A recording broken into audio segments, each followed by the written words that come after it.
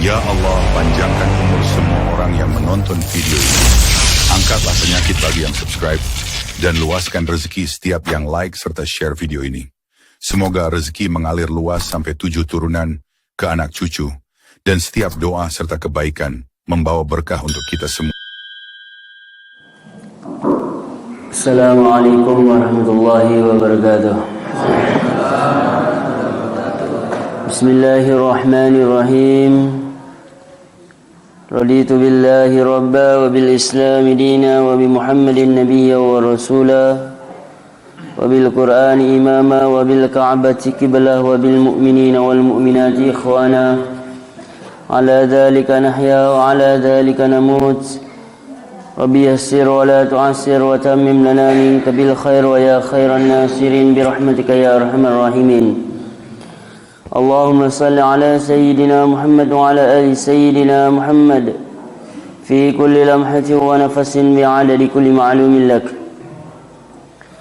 Allahumma iftah lana futuhal arifin wa alhimna ilhamal malaikatil muqarrabin wa rizqna fahmal anbiya'i wal mursalin bi rahmatika ya arhamar rahimin. Hadirin, hadirat, bapak-bapak, ibu-ibu, hari ini kita akan meneruskan kajian kita mengenai hadis Sahih Bukhari. Kemarin sudah saya memulai dengan Bad'ul Wahyi,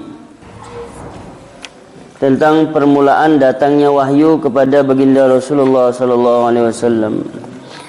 Al-Imam Al-Bukhari, beliau memulai penulisannya beliau yang beliau tulis selama 12 tahun ini, dan setiap penulisan satu hadis beliau akan mandi seperti mandi wajib, dan beliau akan salat 2 rakaat di depan Ka'bah, salat istikharah, memohon kepada Allah agar yang beliau usahakan, yang beliau pilih, hadis yang dimasukkan di dalam Bukhari ini adalah hadis yang terbaik.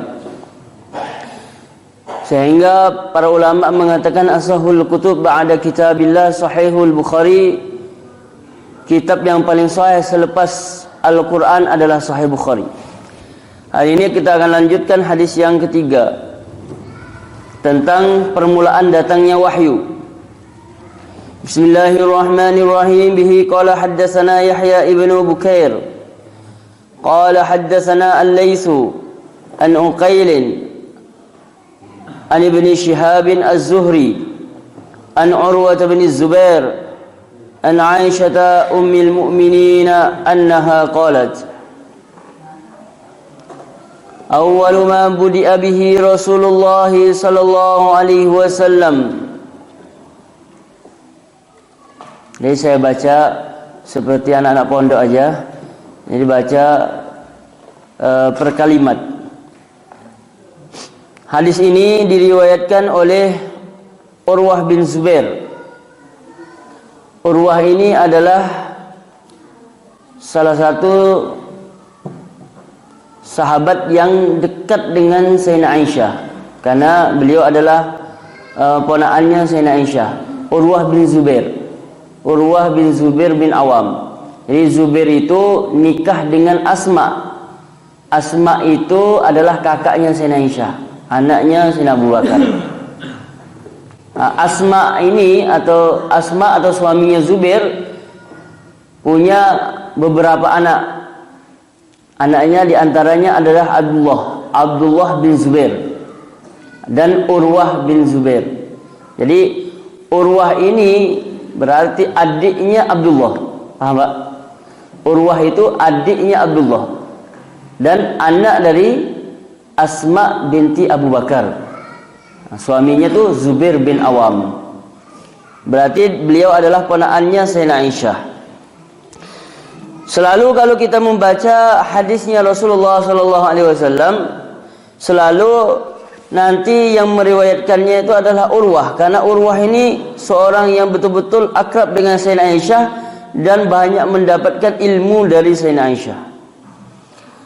Aisyah ummul mukminin, dan Aisyah adalah ibunya orang-orang beriman semuanya.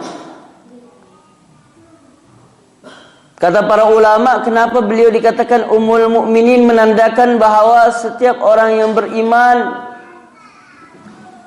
mempunyai ibu dan ayah, dan ibunya orang beriman adalah Sayyidina Aisyah sebagai ibu di dalam Islam. Kemudian yang kedua dikatakan ibunya orang yang beriman karena kita tidak boleh menikahi beliau. Maka setelah wafatnya baginda Nabi, Sayyidina Aisyah masih hidup 40 tahun. Dan beliau tidak pernah menikah, dan tidak ada satupun yang boleh menikah dengan beliau. Dan Sayyidina Aisyah itu selepas wafatnya Nabi, tidurnya itu di kamarnya Rasulullah SAW. Dan Nabi dikuburkan di situ. Sekarang kalau kita ke Madinah, di samping itu ada Raudhah. Nah, itulah kuburnya Nabi, itulah kamarnya Nabi dan rumahnya Sayyidina Aisyah. 40 tahun. Berarti Sayyidina Aisyah tidur di situ, ibadah di situ, ibadah di kuburan 40 tahun, Pak. Ini dalil bahwa amalan di kuburan itu enggak apa-apa. Sayyidina Aisyah tunjukkan. Bahkan Sayyidina Aisyah 40 tahun di situ bersama makomnya Nabi. Kemudian setelah itu Sayyidina Abu Bakar dikuburkan di situ juga, dan beliau masih tetap di situ.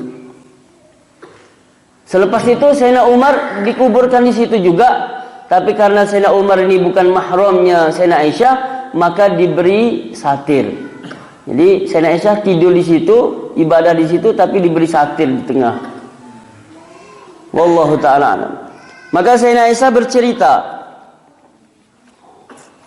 padahal Sayyidina Aisyah waktu menceritakan ini, waktu kejadian ini beliau belum lahir. Beliau bercerita, awwalu ma budi'a bihi Rasulullah sallallahu alaihi wasallam. Pertama kali,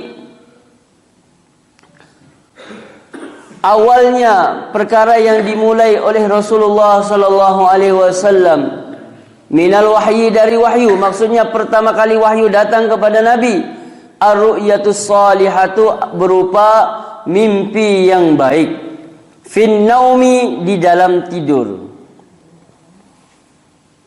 Jadi baginda Nabi sallallahu alaihi wasallam sebelum beliau mendapatkan wahyu itu, beliau selalu mimpi. Jadi ketika beliau itu mencapai umur 38-39 tahun sebelum 40 diangkat sebagai Rasul, maka beliau selalu mimpi. Mimpi besok kejadian. Mimpi besok apa yang dimimpikan jadi kenyataan. Mimpi lagi, mimpi lagi. Nah, maka mimpi yang soleh itu merupakan wahyu bagi para nabi. Selain para nabi, nah, itu mimpi terbagi menjadi 3. Selain para nabi, mimpi itu terbagi menjadi 3. Yang pertama, mimpi dari syaitan. Kalau kita mimpi yang jelek-jelek, kalau kita mimpi yang tidak baik, nah itu adalah khayalan dari syaitan yang dimasukkan di dalam pikiran kita. Kemudian mimpi yang kedua adalah mimpi dari pikiran itu sendiri. Kita kepikiran memikirkan sesuatu sampai ke bawah mimpi. Itu namanya sugesti, Pak. Mikir, mimpi. Mikir, mimpi. Ketika kita tenggelam dengan suatu perkara, itulah yang kita akan membawa mimpinya. Maka di antara cara supaya kita ini bisa mimpi Rasulullah SAW adalah membaca sirah nabawiyah.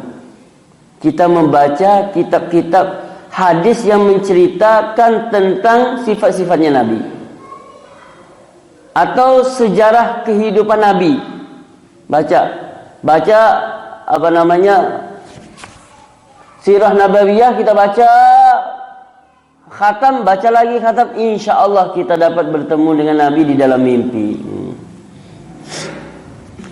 Kemudian yang ketiga, mimpi dari Allah, dan ini merupakan busyra minallah, merupakan kabar gembira dari Allah kepada orang-orang yang beriman. Jadi mimpi itu bukan dari diri kita sendiri, tapi dari Allah. Kita pun nggak pernah berpikir untuk memimpikan itu, tetapi mimpi itu datang sendiri, dan mimpi itu merupakan perkara gaib yang Allah titipkan kepada kita agar kita mengetahui, agar kita sadar bahwa ada yang mengontrol diri kita. Dan yang mengontrol adalah Allah Subhanahu wa taala. Maka kadang itu ada orang mimpi dan mimpi lagi, ternyata dia mau mati. Ada orang mimpi ketemu orang soleh, berarti hatinya bersambung dengan orang-orang soleh. Mimpi kadang mau bertemu seseorang, tapi sudah mimpi duluan, berarti menandakan bahwa dia mimpi masa depan dan lain sebagainya. Dan tentu saja mimpi dari Allah ini disertai dengan amalan-amalan sebelum tidur. Kalau kita itu jaga adab, jaga amalan, baca zikir Fatimah, subhanallah 33, alhamdulillah 33, Allahu akbar 34 kali, kemudian baca qul a'udzu birabbil falaq, qul a'udzu birabbin nas, ditiupkan ke tangan, diusapkan seluruh badan dalam keadaan wudu. Ini kita tidur dalam keadaan mengingati Allah. Insya Allah ada mimpi-mimpi baik yang Allah titipkan, Allah ilhamkan ke dalam diri kita. Tapi kalau mimpi itu kepada Nabi, itu berarti itu wahyu dari Allah Subhanahu wa taala. Bahkan di sini ditegaskan bahwa fin naumi, di dalam tidur. Artinya ini bukan dalam kesadaran. Nabi belum ketemu dalam kesadaran. Fakana la yara ru'ya illa ja'at misla falakis subh. Dan mimpi Nabi itu, maka adalah Nabi tidak melihat mimpi kecuali datang mimpi tersebut misla falakis subhi, seperti terangnya waktu subuh. Maksudnya jelas. Jadi kadang mimpi kita itu gak jelas, Pak. Gak jelas itu kadang kita mimpi perasaan kita mimpi Nabi, tapi pas bangun tidur hilang mimpinya. Saya tadi malam tuh kayaknya mimpi apa ya? Mimpi apa? Sering kan begitu kan? Itu berarti itu tidak jelas. Tapi kalau Nabi itu falakis subuh, mimpi beliau itu jelas. Jelas. Mimpi 2 hari kemudian akan terjadi ini, jadi beliau dikasih tahu oleh Allah Subhanahu wa taala. Ketika beliau umur 40 tahun, beliau mimpi terus. Sebelumnya kurang lebih ada yang mengatakan 1 bulan. Mimpinya itu 1 bulan. Ada yang mengatakan 6 bulan. Mimpi lagi, mimpi terus. Akhirnya beliau memutuskan untuk khalwah, untuk menyendiri, mengosongkan pikiran, membersihkan hati. Akhirnya beliau pergilah ke Gua Hira. Tsumma hubbiba ilaihil khala wa kana yakhlu bi ghari Hira. Selepas itu beliau sangat senang untuk menyendiri, tidak ketemu dengan manusia, karena ketemu dengan manusia bikin pikiran kita kacau, bikin banyak pikiran, bikin banyak masalah bagi orang-orang yang mendekatkan diri kepada Allah. Liqa'un nas laisa yufidu syai'an illa al-hisyan min qilin wa qal fa'aqlil min liqa'in nas illa li akhdhil ilmi aw islahi hali. Dalam satu syair dikatakan, bertemu dengan manusia tidak memberi faedah sama sekali kecuali senda gurau atau ghibah sana sini. Ketemu temannya, maka tetangganya menjadi korban. Ya enggak? Ketemu temannya, tetangganya jadi korban. Lama-lama suaminya jadi korban. Lama-lama istrinya yang jadi korban. Jadi kok bisa ya satu keluarga terus ketemu temannya yang jarang ketemu, tapi yang dibicarakan orang di dalam rumahnya. Ini orang yang tidak menjaga amanah. Ini orang yang berkhianat sebenarnya. Ya, istri yang menceritakan suaminya adalah istri yang berkhianat. Suami menceritakan istrinya, suami yang berkhianat. Kenapa? Karena mereka hidup bersama dan mereka bukan nabi, bukan rasul, banyak kekurangannya. Ya setidaknya kekurangannya itu dipertemukan untuk menyempurnakan, bukan dibicarakan. Kalau kita bicarakan keluarga kita kepada orang lain, maka kesimpulan orang lain itu cuma satu aja. Oh, ternyata selama ini keluarga kamu itu bermasalah. Dan dia akan menceritakan kepada orang lainnya lagi. Dan dia akan ceritakan kepada yang lain lagi. Sehingga satu kampung itu tahu semua tentang keluarganya. Jadi dari siapa isi keluarga itu terbongkar, tersebar kepada seluruh kampungnya? Dari salah satu anggota keluarganya sendiri. Maka kekurangan itu diperbaiki bersama, nggak perlu diceritakan. Man namma laka. Imam Nawawi, man naqala anka naqala minka. Imam Syafi'i mengatakan, orang yang membicarakan keburukan orang lain di depan kamu, ingatlah suatu hari dia akan membicarakan keburukan kamu di depan orang lain. Wallahu ta'ala alam. Kemudian selepas Nabi itu senang untuk khalwah di Gua Hira, fayatahannasu fihi wa huwa ta'abbudu. Nabi menyendiri di situ sedangkan beliau beribadah. Yatahannas itu menyendiri untuk ibadah. Dan ini adalah ajarannya Nabi Ibrahim. Waktu itu kan Nabi belum diangkat sebagai Rasul. Dan Nabi selalu ibadah. Ibadahnya itu bagaimana caranya? Caranya mengikuti ibadahnya Nabi Ibrahim atau ajarannya Nabi Ibrahim. Millata abikum Ibrahim. Ya, di Gua Hira yang kecil itu, kalau kita lihat gambarnya kecil Gua Hira itu, Nabi di situ diam, kemudian Nabi zikir kepada Allah Subhanahu wa taala. Sampai kapan Nabi zikirnya, Nabi ta'abbud, Nabi khalwahnya itu? Layaliya zawatil adad qabla ayyang zi'a ila ahlihi. Nabi beberapa malam di situ, tidak ada riwayat yang mengatakan berapa hari Nabi di situ. Tapi yang jelas beliau tidak pulang ke rumahnya. Wa yatazawwadu lidzalika, Nabi membawa bekal secukupnya. Ke sana dia membawa bekal. Di dalam Sirah Nabawiyah punya Ibnu Hisham, seorang ahli sejarah, mengatakan Nabi kurang lebih 1 bulan di sana. Ada yang mengatakan 40 hari. Nah, jadi Nabi khalwahnya itu 40 hari. Kemudian summa yarji'u ila Khadijah fayatazawwadu bimithliha. Kemudian kalau bekalnya habis, Nabi kembali ke rumah untuk mengambil bekal secukupnya. Kemudian datang lagi ke Gua Hira sampai genap 40 hari, hatta ja'ahul haqqu wa huwa fi ghari Hira, sampai datanglah kebenaran sedangkan beliau di Gua Hira. Jadi beliau khalwah zikir, kalau bahasa kita bertapa. Beliau bertapa di dalam Gua Hira itu sampai datang hak kebenaran. Apa kebenaran itu? Wahyu dari Allah melalui malaikat Jibril. Malaikat Jibril datang. Dalam bentuk apa? Bentuk aslinya. Nabi melihat malaikat Jibril di dalam satu riwayat. Itu malaikat Jibril itu sayapnya 400. Dan ketika ketemu Nabi, yang dibuka sayapnya cuma 2. Dan 2 itu kiri dan kanan.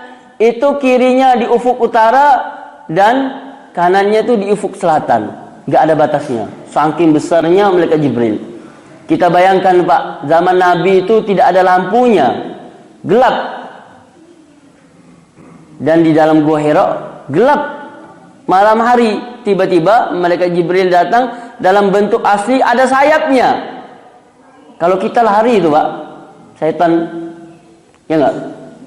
Tapi Nabi waktu itu ketakutan juga, lihat, oh apa ini, ketakutan. Maka di dalam riwayat itu Nabi ketemu malaikat Jibril dalam bentuk asli itu 2 kali. Sebelum beliau menerima wahyu dan ketika di Gua Hira. 2 kali bentuk aslinya. Jadi ada yang meriwayatkan 2 kali itu ketika di Gua Hira dan 1 kali lagi ketika Isra Mi'raj, 2 kali. Tapi sebelumnya Nabi sudah dipanggil oleh malaikat Jibril. Waktu Nabi lagi main-main sama teman-temannya, kemudian malaikat Jibril manggil dari langit, "Ya Muhammad." Nabi lihat kiri, lihat kanan, kok nggak ada orang, lihat ke atas. Wah, besarnya. Langsung Nabi lari ke tempat keramaian, kemudian nggak lihat malaikat Jibril. Pas Nabi menyendiri, malaikat Jibril datang lagi. "Ya Muhammad." Lari lagi. Karena takut kan, syaitan, dikira syaitan mungkin waktu itu. Wallahu ta'ala alam. Dan bertapa ini menjadi kebiasaannya orang-orang Asia kita atau orang-orang yang ingin mendapatkan ilmu batin, Pak. Banyak cerita orang-orang Jawa atau orang-orang Indonesia, ya kan, pergi ke hutan kemudian bertapa, entah yang dibaca apa. Sebagian makan ular, makan serangga, kemudian nggak makan nasi, nggak makan apa, supaya mendapatkan ilmu kebatinan. Selepas 40 hari pulang-pulang ngaku jadi nabi. Selepas 40 hari pulang-pulang ngakunya itu mendapatkan ilmu yang Masya Allah, ilmu yang menyesatkan. Ada yang saya bertapa 40 hari terus dapat keris katanya. Ada keris, terus ada tongkat, ada itu syaitan, jin itu, Pak. Bukan wahyu, karena wahyu sudah nggak ada lagi, itu jin. Kalau mau bertapa yang benar itu bertapa sesuai dengan khinqah, tariqah yang berzikir sampai kepada Allah melalui guru-guru yang guru itu punya sanad sampai kepada Rasulullah SAW. Nah, itu baru benar. Datang ke Teboro, Pak. Ada suluk di sana, ada tariqah di sana. Nah, nanti bertapanya di sana, ada satu kamar kecil, nanti disuruh zikir 25.000 sehari. Nanti naik tingkatannya 50.000 sehari. Nanti tingkatan paling tinggi 75.000 sehari. Itu baru benar. Karena ada guru yang membimbing, dan gurunya dari Salman Al-Farisi, dari Sayyidina Abu Bakar, dari Rasulullah, dari malaikat Jibril, dari Allah Subhanahu wa taala. Nah, itu baru benar. Wallahu taala alam. Kemudian selepas Nabi ketemu dengan malaikat Jibril di Gua Hira, faja'ahul malak faqala iqra, qala ma ana biqari, qala fa akhadhani wa ghattani hatta balagha minni al-jahda thumma arsalani faqala iqra faqultu ma ana biqari fa akhadhani wa ghattani ath-thaniyah hatta balagha minni al-jahda thumma arsalani faqala iqra fakultu ma ana biqari fa akhadhani fa ghattani tsalitsa hatta thumma arsalani. Malaikat Jibril datang ketika Nabi lagi tawajuhan, gelap gelita, enggak ada apa-apa. Tiba-tiba malaikat Jibril mengatakan, "Iqra, bacalah." Suruh baca apa? Nabi enggak bisa baca, enggak bisa tulis. Nabi itu ummi, enggak bisa baca, enggak bisa tulis. "Iqra, bacalah." Maka kata Nabi, "Ma ana biqari," saya enggak bisa baca. Terus dipeluk sampai Nabi kesusahan. "Iqra." "Ma ana biqari," saya enggak bisa baca. "Iqra, bacalah." Sampai 3 kali. Setelah 3 kali, kemudian malaikat Jibril melepas Nabi. Kemudian malaikat Jibril mengatakan, "Iqra bismi rabbikal ladzi khalaqa khalaqal insana min 'alaq, iqra wa rabbukal akram." Bacalah dengan nama Tuhan kamu yang menciptakan. Jadi ketika, kata guru saya, ketika Nabi disuruh baca Iqra, Nabi enggak bisa baca. Iqra enggak bisa baca. Tapi ketika malaikat Jibril mengatakan Iqra bismi rabbikal ladzi khalaq, bacalah dengan nama Tuhanmu. Selepas itu Nabi bisa membaca, bahkan langsung dihafal apa yang dibacakan oleh malaikat Jibril. Maka maknanya apa? Maknanya kalau kita mengandalkan pikiran kita, mengandalkan kepintaran kita di dalam beragama, mengandalkan pikiran kita di dalam menyampaikan agama, belajar ilmu agama, maka kita tidak akan mendapatkan ilmu-ilmu yang hakikat dari Allah Subhanahu wa taala. Tapi kalau kita belajar ilmu agama, kita menyampaikan ilmu agama, kita berdakwah, kok kita merasa bahwa ilmu ini dari Allah? Bismi rabbika, bacalah dengan nama Tuhan kamu. Ilmu dari Allah.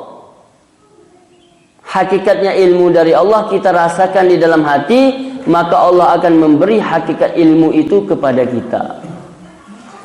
Maka rasakan ketika kita belajar ilmu agama, ketika kita melakukan kebaikan, rasakan di dalam hati, saya ini digerakkan oleh Allah Subhanahu wa taala untuk mendengarkan ilmu agama. Ketika kita menyampaikan ilmu agama, rasakan bahwa ilmu ini dari Allah Subhanahu wa taala, bukan dari diri saya sendiri. Kalau kita merasakan seperti itu, insya Allah akan ada kebaikan, akan ada keberkahan di dalam penyampaian kita. Kemudian guru saya juga mengatakan bahwa ketika Nabi mendapatkan wahyu pertama adalah Iqra. Iqra itu apa? Bacalah. Maka kewajiban pertama bagi umat Islam untuk mengenal Allah, untuk beriman kepada Allah yang benar, Iqra adalah belajarlah. Belajarlah apa yang kita tidak tahu. Kewajiban kita yang dibebankan kepada kita, yang diperintahkan oleh Allah adalah rukun iman, rukun Islam. Sekarang rukun iman kita sudah tahu apa belum? Perinciannya bagaimana?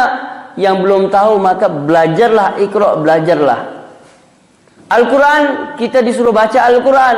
Kita sudah bisa baca Al-Quran atau belum?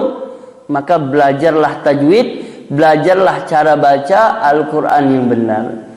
Kita disuruh sholat, belajarlah tata cara sholat yang benar. Kalau Nabi disuruh Iqra, artinya kita disuruh belajar. Maka dalam kehidupan ini kita disuruh sembah Allah Subhanahu wa taala.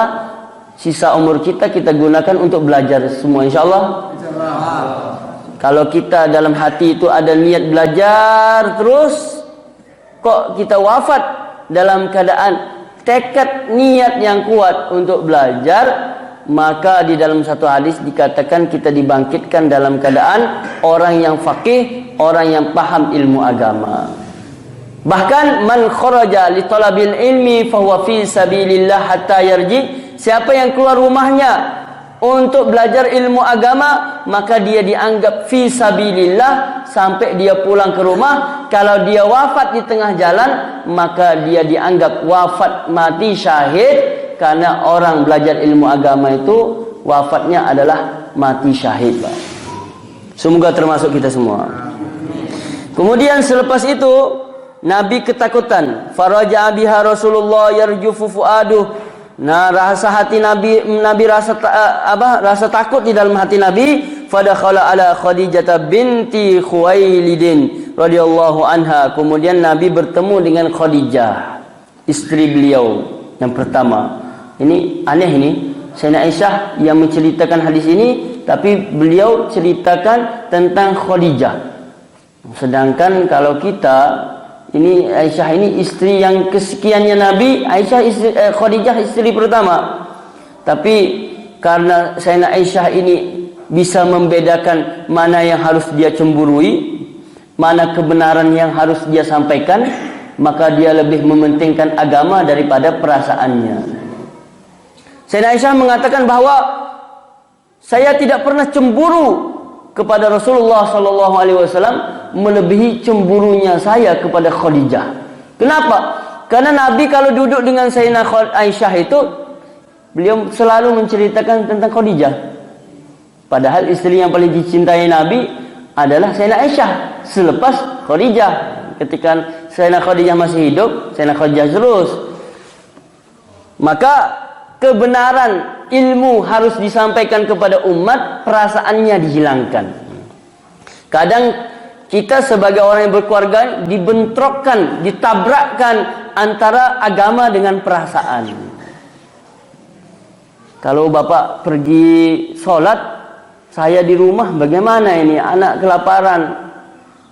Kalau bapak pergi berdakwah kurun 40 hari 4 bulan misalnya, terus bagaimana anak kita? Bagaimana? Ini ditabrakkan.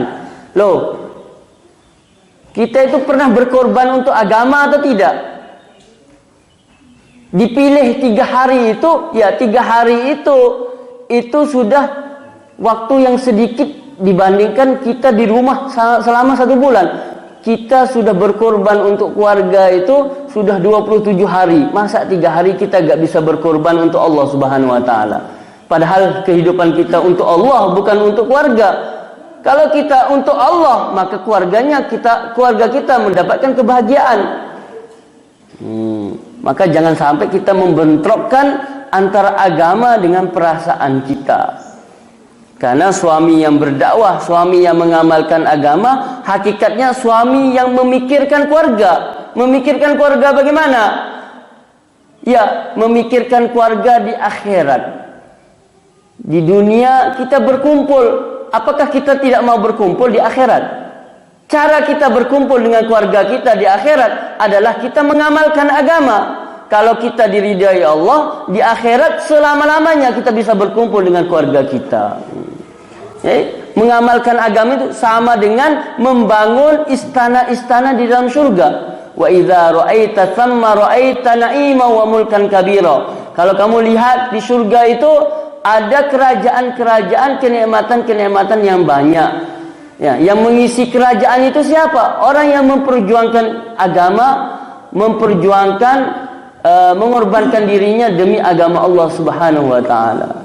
Wallahu taala a'lam. Cukup sekian. Hadisnya panjang nih, Pak. Cukup, Pak? Kita terus. Sikit lagi. Mau diselesaikan? Ya. Kemudian ketika Sayyidina Khadijah, Nabi bertemu dengan Sayyidina Khadijah, maka Nabi mengatakan, Nabi pulang dalam keadaan ketakutan itu, Pak. Malamnya dingin, ketakutan. Kemudian Nabi mengatakan, Zammiluni, zammiluni, selimutilah aku. Fazammaluhu hatta zahaba anhu raw. Kemudian Sayyidina Khadijah menyelimuti Nabi sampai hilang ketakutan itu. Masya Allah. Ketika Nabi ketakutan, kedinginan, badannya gemetar pulang ke rumah, lemas semua karena melihat malaikat gak pernah melihat sebelumnya. Maka Sayyidina Khadijah dengan hangatnya sebagai seorang istri yang perhatian kepada suaminya, seorang istri yang menunaikan tugasnya, yaitu menghangatkan suami ketika kecapean, maka diselimutin dengan kasih sayang, dengan cinta, maka hilang rasa takut itu, Pak. Apa kata Nabi kepada Sayyidina Khadijah? Faqala li Khadijah wa akhbaraha al-khabar. Laqad khasyitu ala nafsi. Nabi mengatakan, ketika diselimutin, Nabi mengatakan, saya takut atas diri saya. Sayyidina Khadijah enggak nanya, kenapa engkau ketemu apa? Enggak nanya itu.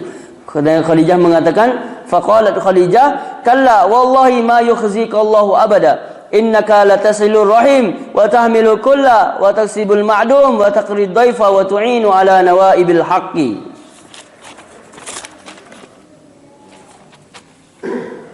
Nabi mengatakan, saya takut atas diri saya. Saya takut ini jangan-jangan terjadi apa kepada diri saya. Saya bingung nih. Keadaan Nabi ketika itu takut, dingin semuanya, gemetar, kebingungan lah istilahnya itu. Maka Sayyidina Khadijah mengatakan, jangan, kalla, engkau jangan takut. Demi Allah, Allah tidak akan membinasakan kamu, menyia-nyiakan kamu. Kenapa? Karena sesungguhnya engkau adalah orang yang suka menyambung silaturahim. Engkau suka membantu orang kesusahan. Engkau selalu memberikan kepada orang yang fakir miskin yang tidak punya. Engkau selalu menjamu tamu. Dan engkau selalu menolong orang-orang yang kelaparan, orang-orang yang kekurangan dengan perkara yang hak. Kata Sayyidina Khadijah yang tahu betul tentang suaminya, mempunyai akhlak yang mulia. Tidak mungkin ini perkara yang tidak baik. Ini mesti perkara yang baik. Maka di dalam membaca hadis ini, guru saya mengatakan bahawa apa yang dilakukan oleh Sayyidatina Khadijah ini bertolak belakang dengan orang-orang sekarang.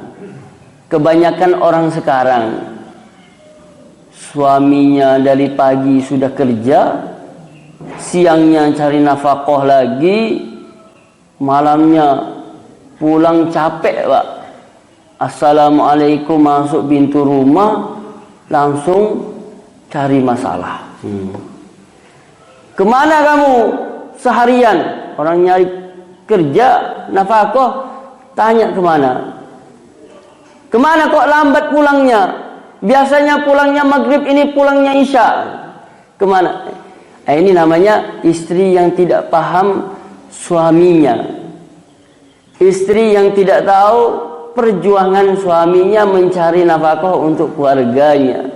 Yang seharusnya sebagai wanita salihah itu, di samping selalu mendoakan keluarganya, mendidik anaknya, caranya itu ketika suaminya pulang ke rumah, dihangatin dulu, dibuatkan minuman dulu, disiapkan makanan dulu, disiapkan pakaiannya dulu, dipijitin belakangnya. Ini baru benar.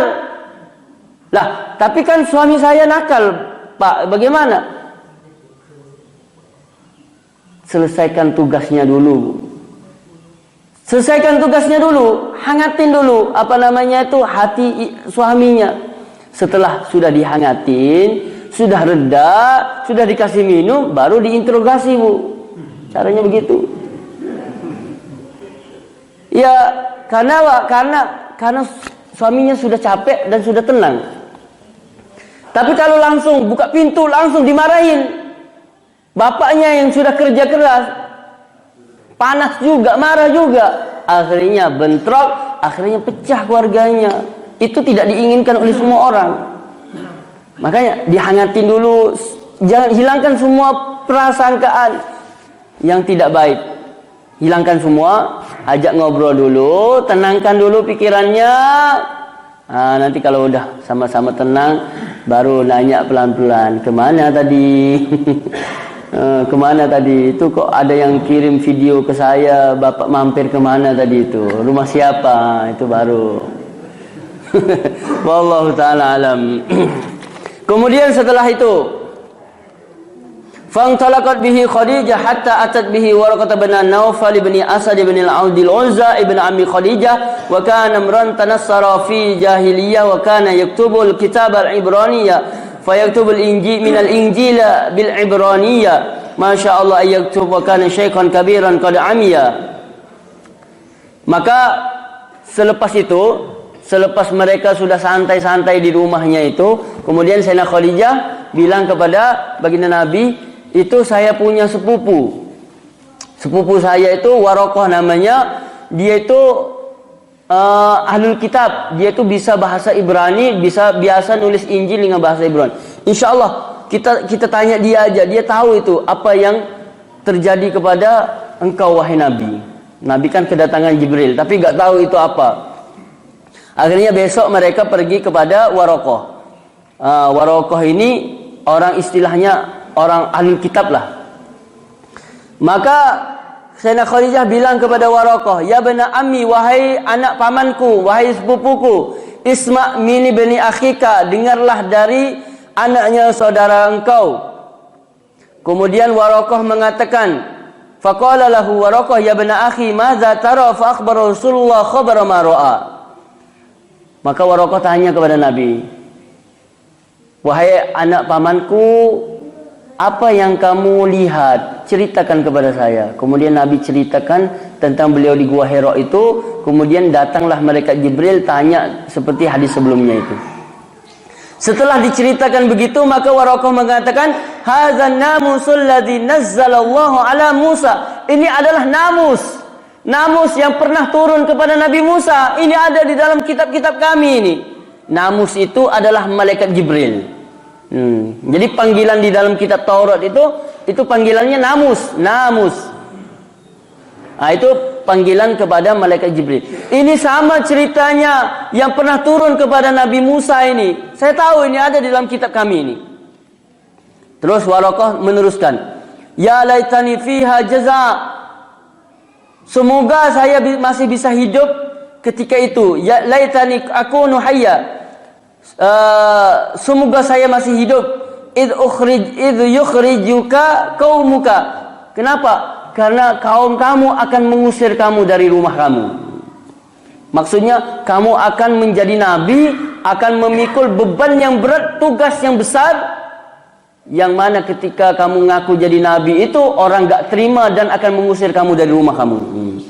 Faqala Rasulullah, aw mukhrijiyahum, apakah mereka akan mengusir saya? Qala na'am, ya, mereka akan mengusir saya. Lam ya'ti rajulun qattu misla ma ji'ta bihi illa udiya. Tidak datang seorang laki-laki pun seperti kamu kecuali dia diusir dari rumahnya, dari kampungnya. Wa ayyudrikni yaumuka ansurka nasran mu'azzara. Kalau saya masih hidup pada hari itu, hari kamu diutus sebagai rasul kepada umat, kalau saya masih hidup, saya satu-satunya akan membela kamu. Kata Waraqah. Kemudian semalam yang syab Waraqatu angtufiya wa fataral wahyu. Kemudian tiba-tiba selepas beliau ngomong begitu, beberapa hari kemudian beliau wafat. Dan wahyunya terputus beberapa waktu selepas itu. Wallahu ta'ala alam. Ini diantara cerita Nabi mendapatkan wahyu. InsyaAllah ada pertanyaan. Mari bertanya. Kita siapkan waktu sekitar 10 menit maksimum untuk menonton. Cukup ya? Cukup. Masalahnya baru dunia kayaknya. Wajar. Monggo.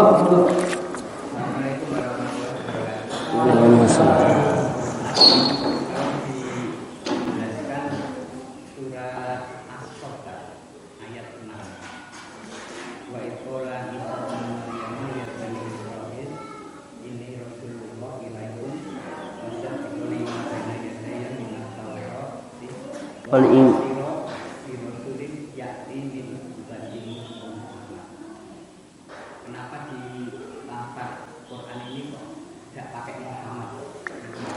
Apa mengaku pada Nabi Muhammad atau Yeah. Nabi datang dan Al-Quran datang untuk membenarkan ajaran-ajaran Nabi Musa, ajaran-ajaran Nabi Isa. Jadi Quran itu sebenarnya tidak bertentangan dengan kitab Taurat dan kitab Injil. Tapi kenapa agama kita berbeda dengan Yahudi Nasrani? Karena mereka menyelewengkan kitab mereka. Jadi kitab mereka itu sudah diselewengkan oleh orang ahlul kitab, oleh Paulus. Paulus menyelewengkan. Kemudian Nabi menceritakan di situ bahwa selepas Nabi Musa dan Nabi Isa akan datang seorang yang akan menjadi nabi atau menyampaikan agama, namanya Ahmad, min ba'dihi ismuhu Ahmad. Kenapa tidak menggunakan Muhammad? Pak, nama nabi itu banyak. Jadi nama nabi itu ada Ahmad, ada Muhammad, ada Ahmad, ada Tahir, ada Toha dan lain sebagainya. Ada Ba'ith, bukan. Kalau di dalam kitab Bukhari ini dijelaskan nama Nabi itu banyak, paham? Maka apa hikmahnya Allah Subhanahu Wa Taala menggunakan Ahmad tidak Muhammad? Wallahu Taala alam. Yang jelas yang dimaksud di situ adalah baginda Nabi Muhammad Sallallahu Alaihi Wasallam. Dan itu mungkin mengecoh kepada orang-orang bahwa itu bagi orang yang mengaku nabi itu istilahnya dia akan memanfaatkan itu. Seperti Ahmad Gulam, ya kan? Ahmad Musaddad, oh berarti saya nabi. Ahmad Gulam berarti Ahmadiyah, satu golongan di India yang mana dia mengaku jadi nabi. Dia mengatakan selepas Nabi Muhammad itu ada nabi namanya Ahmad. Yang dimaksud itu adalah Ahmad Gulam. Ahmad Gulam, satu akidah yang menyeleweng, yang hanya menggunakan Al-Quran, tidak mau menggunakan hadis Nabi, yang dia mengatakan bahwa hadis Nabi itu sudah palsu, sudah gak bisa dipercaya lagi karena sudah lewat waktunya 1400 tahun. Begitu ya Pak. Jadi Ahmad itu masih nama Nabi ya Bu, Pak ya. Wallahu ta'ala alam. Cukup ya? Ya, cukup. Allahumma salli ala Sayyidina Muhammad wa ala ali Sayyidina Muhammad kama salli wa sallam ala Sayyidina Ibrahim wa ala ali Sayyidina Ibrahim bil alamin innaka Hamidum Majid. Allahumma ruddana wa ruddal muslimina ila dinika raddan jamila.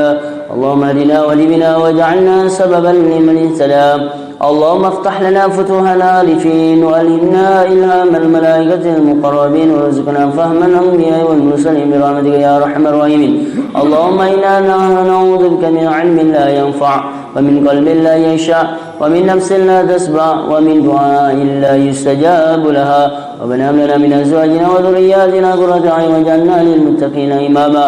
ربنا هب لنا من الصالحين ربنا هب لنا من الصالحين ربنا هب لنا من الصالحين. ربنا آتنا في الدنيا حسنة وفي الآخرة حسنة وقنا عذاب النار. سبحان ربك رب العزة عما يصفون سلام على المرسلين والحمد لله رب العالمين. الفاتحة.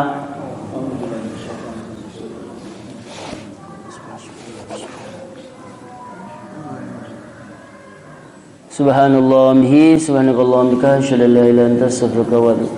Kurang lebih minta maaf. Assalamualaikum warahmatullahi wabarakatuh.